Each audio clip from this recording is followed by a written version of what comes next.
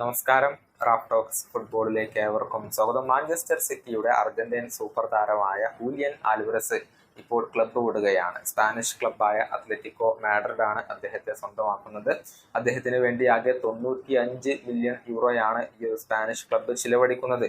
താരത്തിന്റെ കാര്യത്തിൽ രണ്ട് ക്ലബ്ബുകളും തമ്മിൽ അഗ്രിമെന്റിൽ എത്തി എന്നത് മാഞ്ചസ്റ്റർ സിറ്റിയുടെ പരിശീലകനായ പെപ് ഗാർഡിയോള സ്ഥിരീകരിക്കുകയും ചെയ്തിരുന്നു. ക്ലബിനകത്ത് വേണ്ടത്ര പരിഗണന ലഭിക്കാത്തതുകൊണ്ടാണ് ഹൂലിയൻ ആൽവരസ് ഇപ്പോൾ ക്ലബിനോട് വിട പറയുന്നത്. എന്നാൽ മാഞ്ചസ്റ്റർ സിറ്റിക്കോ പരിശീലകനായ പെപ്പിനോ താരത്തെ കൈവിടാൻ താല്പര്യമില്ല. എന്നിരുന്നാലും അദ്ദേഹത്തിന് ക്ലബ്ബ് വിടണം എന്നറിയിച്ചതോടുകൂടി പിന്നീട് അവർ അനുവദിക്കുകയായിരുന്നു. നിലവിൽ ഒരു മുന്നേറ്റ നിര താരത്തെ ഇപ്പോൾ മാഞ്ചസ്റ്റർ സിറ്റിക്ക് ആവശ്യമുണ്ട്. പെഡ്രോ നെറ്റോയുടെ പേര് ഉയർന്നു കേട്ടിരുന്നു, പക്ഷെ അദ്ദേഹത്തെ ഇപ്പോൾ ചെൽസി സ്വന്തമാക്കി കഴിഞ്ഞിട്ടുണ്ട്. ഇപ്പോഴിതാ മറ്റൊരു റൂമർ പ്രമുഖ സ്പാനിഷ് മാധ്യമമായ AS റിപ്പോർട്ട് ചെയ്തിട്ടുണ്ട്.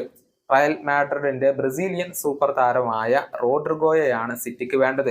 ഇത് ആദ്യമായിട്ടൊന്നുമല്ല റോഡ്രിഗോയിൽ ഇപ്പോൾ സിറ്റി താല്പര്യം പ്രകടിപ്പിക്കുന്നത്. നേരത്തെയും മാഞ്ചസ്റ്റർ സിറ്റി ഈ ബ്രസീലിയൻ സൂപ്പർ താരത്തിന് വേണ്ടി ശ്രമങ്ങൾ നടത്തിയിരുന്നു.